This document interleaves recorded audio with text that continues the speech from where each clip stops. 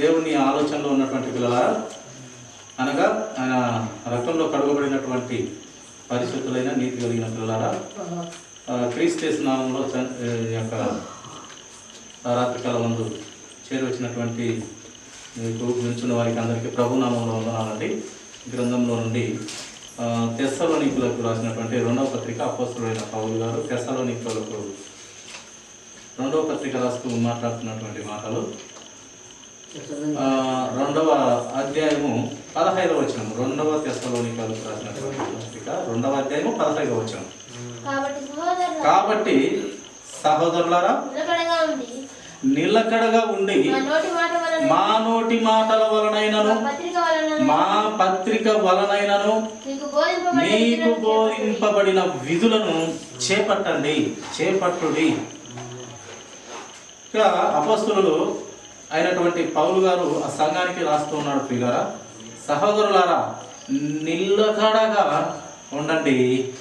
మా నోటి మాటలు అనగా క్రీస్తు వారి మాటలే మేము చెప్తూ ఉన్నాము. అలాగే పత్రికలు సంఘాలకు రాస్తూ ఉన్నాము. ఆ పత్రిక వలనైనను మీకు బోధింపబడిన విధులను, మీకు బోధింపబడిన ఆజ్ఞలను, ఆ దేవుని సంబంధమైన ఆలోచన విధానమును మీరు చేపట్టండి. ఎలాగ చేపట్టాలంట? నిలకడగా చేపట్టండి అని వాక్యం మనకు తెలియపరుస్తూ ఉన్నారు. ప్రియుల, నిలకడగా ఆయన మాటలు వినాలి, చేపట్టాలి, వాక్య ప్రకారంగా బ్రతకమని మనకు పరిశుద్ధాత్మ దేవుడు పౌలు గారి ద్వారా సంఘానికి వ్రాయిస్తూ వచ్చినాడు. ఆ సంఘానికే కాదు, అందరికీ కూడా ఆయన అద్భుతమైనటువంటి మాటలు, అమూల్యమైనటువంటి మాటలు, నిత్య జీవకు కలిగినటువంటి మాటలతో మనం తీర్చబడాలి, దిద్దబడాలి, వాక్య ప్రకారం బ్రతికి ఆయన పవిత్రత కలిగిన దేవుడు కనుక మనము కూడా ఆయన పవిత్రతంగా బ్రతకమని చెప్తున్నాడు. అలా బ్రతికినట్లయితే ఆయన మనము ఇష్టపడతాడు, మనము ప్రేమిస్తాడు. నన్ను ప్రేమించిన వారిని నేను ప్రేమిస్తాను, నన్ను గణపరిచిన వారిని నేను గణపరుచుదును అని ఆయన మాటలు ఉన్నట్టుగా మనము ఆయనను గణపరిచే పిల్లలంగా, ఆయనను ప్రేమించి ఆయనను గణపరిచే పిల్లలంగా, ఆయన మహా కార్యములు వివరించే బిడ్డలంగా, లేక ఆయన కలవరి శిలువలో పడినటువంటి పాటను వివరించే బిడ్డలంగా, లేక ఆయన కలువరి శిలువలో ఆయన మరణమును ప్రచురించే బిడ్డలంగా ఉండాలని వాక్యం వివరిస్తుంది. ప్రియుల, కొరింథీయులకు రాసినటువంటి మొదటి పత్రిక త్వరగా చూడమ్మా. కొరింథీయులకు రాసినటువంటి మొదటి పత్రిక 16వ అధ్యాయము 13వ వచనము చదవండి. మేలుకువగా ఉండుడి, విశ్వాసమందు నిలకడగా ఉండుడి, పౌరుషము గలవారై ఉండుడి, బలవంతులై ఉండుడి. చూడండి ఎంత విలువైన మాట. కొరింథీ పట్టణానికి పౌలు గారు చక్కగా వ్రాయిస్తూ ఉన్నాడు. చూడండి, మెలకువగా ఉండండి, మెలకువ కలిగి ఉండండి. యేసుక్రీస్తు ప్రభువారు కూడా ఆయన ఆ గెత్సెమనే తోటలో ప్రార్థించేటప్పుడు తన శిష్యులను అక్కడ పెట్టేసి మీరు మెలకువ కలిగి ప్రార్థనలో ఉండండి. ఎందుకయ్యా మీరు మెలకువగలిగి ప్రార్థనలో ఉన్నారంటే, మీరు అపవాది చేత శోధనలోకి పోకుండా నిమిత్తము మీరు ప్రార్థనలో ఉండండి, మెలకువగా ఉండండి, నేను తండ్రి దేవునితో ప్రార్థన చేసి వస్తాను నేను అని చెప్పినప్పుడు వాళ్ళందరూ కూడా కొంతమంది నిద్రించినట్టుగా మనము చూస్తాము. కనుక మెలకువగా ఉండి విశ్వాసమందు నిలకడగా ఉండాలి. విశ్వాసం ఉన్నట్టు నిలకడగా ఉండాలి. విశ్వాసం ఆయన చెప్పిన మాట వినడమే విశ్వాసం. అంతే కదా, అబ్రహాం కూడా చేసింది అంతే. నిన్ను నక్షత్రం వలె ఆశీర్వదిస్తాను, దీవిస్తాను, నీ సంతానమును నిష్కరేణుల వలె దీవిస్తాను అని చెప్పిన మాటలు ఆయన వ్యక్తికి చెప్పుకొని ఒక కుమారుడు నుంచి ఆ ఒక కుమారుడు నాకు అంటే ఆయన వెనుకాడకుండా విశ్వాసాన్ని కాపాడుకున్నాడు. చెప్పినాడు కదా పరమ తండ్రి, లేక సృష్టికర్త, లేక పరిశుద్ధాత్మ దేవుడే కానివ్వండి, చెప్పినాడు కదా అని ఉన్న ఒక్కరి కుమారుడు కూడా ఆయన వెనుకడకుండా వెనుదీయక ఆయనకి ఇవ్వనికి కొనుక్కున్నాడు, సిద్ధపడినాడు. అది విశ్వాసం. ఆయన మాట వినడమే విశ్వాసం. మెలకువగా ఉండి విశ్వాసమును నిలకడగా ఉన్నాడు అబ్రహాము. అందుకే మనకు విశ్వాసులకు ప్రతి ఒక్కరికి, విశ్వాసంలో ఉన్న ప్రతి ఒక్కరికి ఆయన తండ్రి అయినాడు. ఆయన మాదిరి విశ్వాసం కలిగి ఉన్నామని చెప్తూ ఆయన మనకు తండ్రి అయినాడు. సమస్త జనులకు ఆయన తండ్రి అయినాడు. విశ్వాసమందు నిలకడగా ఆయన ఉన్నాడు, మనకు విశ్వాసంలో తండ్రిగా ఉన్నాడు. అట్టి విశ్వాసం మనం కలిగి ఉండాలి ప్రియులారా. నిలకడగా ఉండి విశ్వాసమందు పౌరుషము గలవారై ఉండండి. పౌరుషము, కొందరు ప్రతి విషయంలో నిరుత్సాహము, నిట్టూర్పు, అలాగే అన్నిటికీ మించి పనికిమాలినది ఏంటంటే పిరికితనం. దేవుని వాక్యం తెలియపరుస్తూ ఉంది, పిరికితనం వారు అసలు పరలోక రాజ్యమే రాదని చెప్పినాడు. పిరికితనంగా ఉండకూడదు. దేవుని వాక్యం కలిగిన వారు, దేవుని వాక్యంతో నడుస్తున్నవారు, దేవుని ఆజ్ఞలతో పట్టబడి వాక్యానుసారంగా బ్రతుకుతున్న వారు చాలా ధైర్యంగా ఉంటారు. పిరికిగా మాత్రం ఉండని ఉన్నారు. పిల్ల ఏ విషయంలోనైనా ఎవరితోనైనా. ఎందుకంటే వాక్యం ద్వారా కట్టబడుతున్నవాడు, దిద్దబడుతున్నవాడు, ఆయన శిక్షకు లోబడుతున్నవాడు, ఆయన గద్దింపుకు లోబడుతున్నవాడు, ఆయన మాట ప్రకారం వినేవాడు తీరికగానే ఉండడు, ధైర్యంగా ఉంటాడు. అందుకే ఇక్కడ పౌలు గారు చెప్తున్నారు ఆ సంఘానికి, విశ్వాసమును నిలకడగా ఉండి పౌరుషము గలవారై ఉండండి. ఆత్మీయంగా పౌరుషము గలవారై ఉండండి.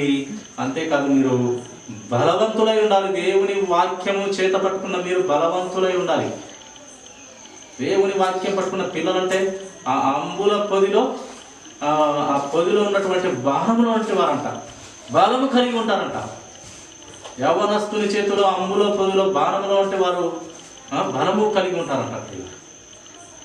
కనుక పిరికితనంగా లేక ధైర్యం గలవారై విశ్వాసం కలిగి నిలకడగా ఉండి బలవంతులుగా ఉండండి. ఏ విషయంలోనైనా అధైర్యపోక ధైర్యంగా ఉండమని లేఖనం మనకు సెలవిస్తుంది.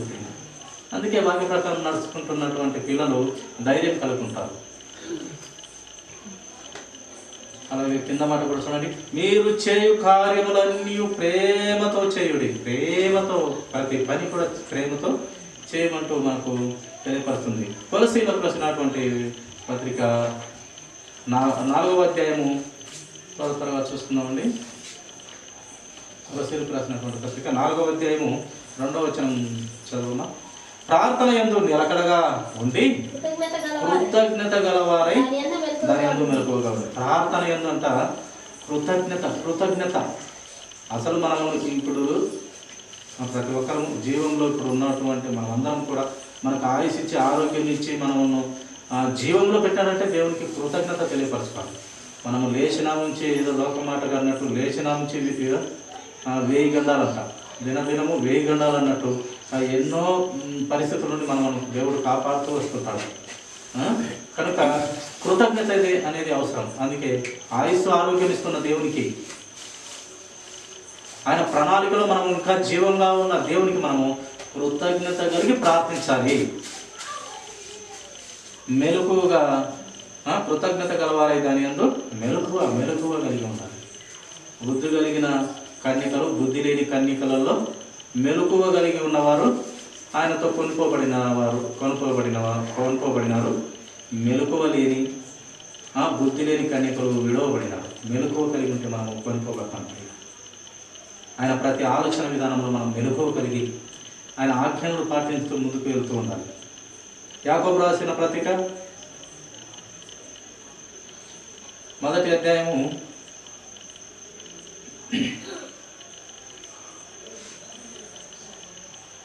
5వ వచనము మాట చదివినట్లయితే మంచిది. అయితే స్వాతంత్రము ఇచ్చు సంపూర్ణమైన నియమములో తేరుచూచి నిలకడగా ఉండువాడెవడో వాడు విని మరచువాడు కాక క్రియను చేయువాడై ఉండి తన క్రియలో ధన్యుడగును. యేసుక్రీస్తు ప్రభువారు మనకు సంపూర్ణ స్వాతంత్రం ఇచ్చినాడు. సంపూర్ణమైన స్వాతంత్రం ఇవ్వలేదు, మనకు ఇచ్చినాడు. మన పాపముతో చచ్చిపడిపోయిన మన జీవితాల్లో ఆయన ఆ పాపాన్ని తీసివేసి స్వాతంత్రం ఇస్తూ ఉన్నాడు.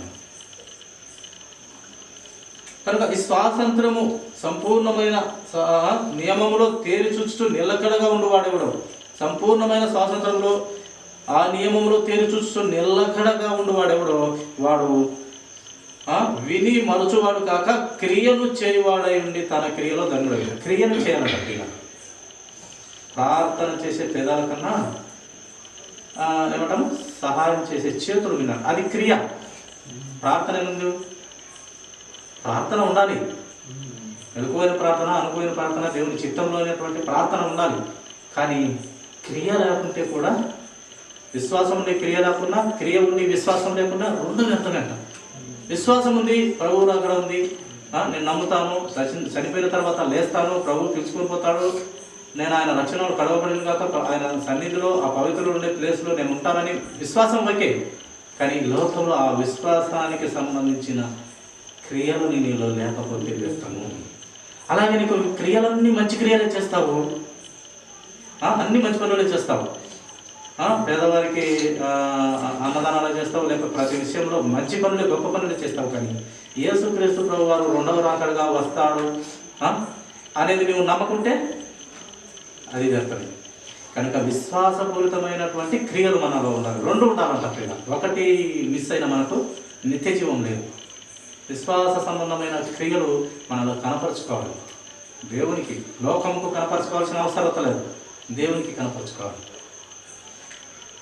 కనుక ఈ విశ్వాసము నిలకడగా ఉన్నవాడెవడో అది మర్చిపోకుండా క్రియను చేయవాడై ఉన్నవాడు ఆ క్రియలో, ఆ పనిలో వాడు ధన్యుడగును అంటూ లేఖనం మనకు తెలియపరుస్తుంది. చూడండి, అలాగే ఆయన విలువైన మాట తిమోతికి రాసిన మొదటి పత్రికలో పౌలు గారు చెప్తున్నటువంటి మాట విందామండి. తిమోతికి రాసిన మొదటి పత్రిక 2వ అధ్యాయము 15వ వచనం. ప్రేమ పరిశుద్ధతల యందు నిలకడగా ఉండిన ఎడల శిశు ప్రసూతి ద్వారా ఆమె రక్షించబడును. విశ్వాస ప్రేమ పరిశుద్ధతల యందు నిలకడగా ఉండాలి. స్వస్థత బుద్ధి కలిగి ఉండాలి. స్వస్థత బుద్ధి, మంచి బుద్ధి, స్వస్థత కలిగిన మంచి బుద్ధి, అనుభవ బుద్ధి. మనము నిలకడగా ఆ అనుభవ బుద్ధి, విశ్వాస సంబంధమైనటువంటి బుద్ధి కలిగి ఉండాలట. మనకు భక్తుడు వ్రాయించినటువంటి మాటలు. అలాగే చూడండి, కొలస్సీయులకు రాసినటువంటి పత్రికలో 4వ అధ్యాయము, కొలస్సీయులకు రాసినటువంటి పత్రిక 4వ అధ్యాయం 12వ వచనం మాట చదువుకున్నాం. చూడండి, మీలో ఒకడును క్రీస్తు యేసు దాసుడునైన ఎపఫ్రా మీకు వందనములు చెబుతున్నాడు. మీరు సంపూర్ణులను ప్రతి విషయంలో దేవుని చిత్తమును గూర్చి సంపూర్ణాత్మ నిశ్చయం గలవారునై నిలకడగా ఉండాలి. సంపూర్ణాత్మ నిశ్చయం గలవారునై, సంపూర్ణాత్మ నిశ్చయంతో నిలకడగా ఉండాలంట. నిలకడ ఈ నిలకడ అనేది మనకు చాలా ముఖ్యం. పరిగెత్తుపోయి పాలు తాగే కంటే నిలకడగా ఉండి నీళ్లు తాగడం మంచిది అన్నట్టు లోక సామెత ప్రకారము మనము నిలకడ కలిగి మంచి ఆలోచన అయిన దేవుని ఆలోచనలు కలిగి ఉంటే మనకు ఆ ధైర్యం ఇస్తాడు, ఆ తెగింపు దేవుడు ఇస్తాడు, మనకు బలం కలిగిన శక్తి దేవుడు ఇస్తాడు. ఎందుకంటే నిలకడగా దేవుని వాక్యానికి పట్టబడుతున్న నీవు నేను అందరము నిలకడత్వం ఉన్నది. ప్రతి చిన్నదానికి పెద్దదానికి ఎగిరెగిరి పడకూడదు. కొంతమంది ప్రతి చిన్నదానికి ప్రతి పెద్దదానికి అన్నిటికీ ఎగిరెగిరి పడుతున్నారు.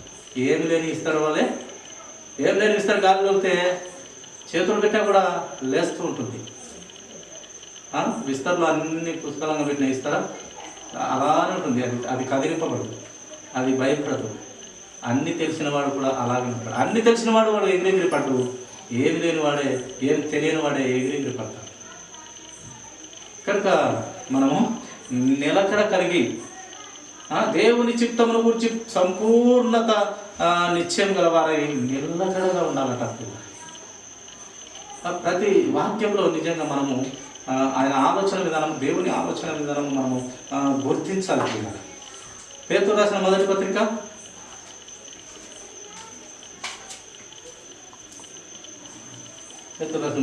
5వ అధ్యాయము 12వ వచనం చూడండి. మిమ్మును హెచ్చరించుచు ఇదియే దేవుని సత్యమైన కృప అని సాక్ష్యం చెప్పుచు సంక్షేపముగా వ్రాసి మీకు నమ్మకమైన సహోదరుని నేనించిన సిల్వాను చేత దీన్ని పంపుచున్నాను. ఈ సత్య కృపలో నిలకడగా ఉన్నది. సత్య కృప అంట ప్రియ, యేసుక్రీస్తు వారి సత్య కృపలో నిలకడగా ఉన్నది. ఆయన ప్రతి ఆలోచనలో క్రీస్తు ప్రభు వారి మన త్రియేకులైన దేవుని ఆలోచన విధానంలో ప్రతి విషయంలో మనము ఆయన సత్య కృపలో మనము నిలకడగా వినాలి. విన్నదాని ప్రకారం మన బ్రతుకులలో కనపరచాలి. నమ్మకం ఉండాలి, క్రియ ఉండాలి. క్రియ ఉండి నమ్మకం లేకుండా, విశ్వాసం లేకుండా, విశ్వాసం ఉండి క్రియ లేకుండా మనకు చాలా ప్రమాదం. నాకు విశ్వాసం ఉంది, నేను క్రియలు చేయనంటే కుదరదు. లేక నాకు క్రియలు ఉన్నాయి, నేను విశ్వాసము లేకుండా ఉన్నానంటే ప్రభు రెండో రాకడగా వస్తాడని నేను నమ్మను. లేక నేను చనిపోయిన తర్వాత మళ్ళీ తిరిగి లేపబడను అని నమ్మకపోవడము, ఇవన్నీ విశ్వాసం లేని పనులు.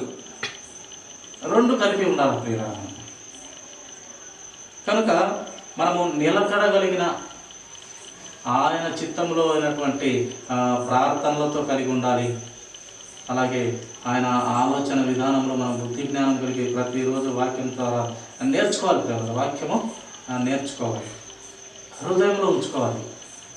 మనకు ఏ పరిస్థితిని బట్టి ఈ యొక్క అపవాదిగాడు ఏ పరిస్థితుల్లో మనం పాపంలోకి లాగుతాడో ఆ పాపముల పరిస్థితిలో నీకు ఆ పరిస్థితి సంబంధమైన వాక్యం గుర్తు రావాలి.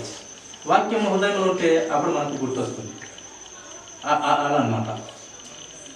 యోబు గారు ఆయన చాలా గొప్పదైన, ఆయన నుండి చాలా విలువలు మనం నేర్చుకోగలం. దేవుడు ఆయన ద్వారా రాయించినాడు. ఆ మహాభక్తుని కాదు ఆయన అంట, నా కన్నులకు నేను నిబంధన చేసుకొని ఉన్నాను. ఏమన్నాడంటే యోబు గారు, నా కన్నులకు ప్రభువ నిబంధన చేసుకొని ఉన్నాను. నేను ఒక కన్యకను ఎలాగ చూతును అన్నాడు. ఏమన్నాడు? ఒక కన్యకను ఆయన చూడంట. చూసిన తప్పుడు ఆలోచనలతో అసలు చూడు. మామూలుగా కామన్గా చూస్తాం.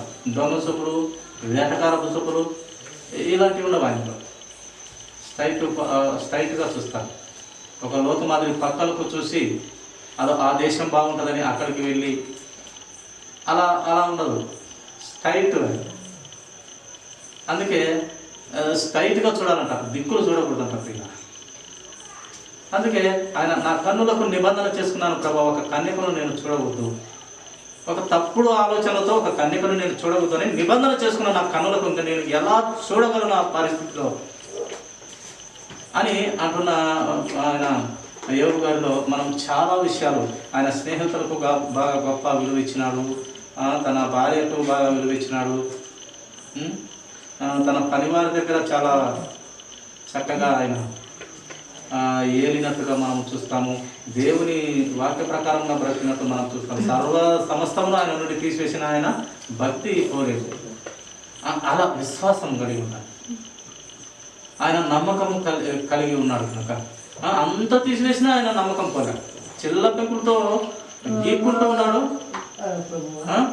దిక్కు లేని వాడిగా చిల్ల పెంకులతో గీక్కుంటూ కూడా విశ్వాసం పోలేదు. మళ్ళీ యేసుక్రీస్తు ప్రభువారు ఆయనకు మళ్ళీ ఎంత ఎద్దులు ఉన్నాయో, లేక గాడిదలు ఉన్నాయో, లేక పశు సంపద ఉన్నదో అన్నిటికీ డబల్ పిల్లలతో సహా మళ్ళీ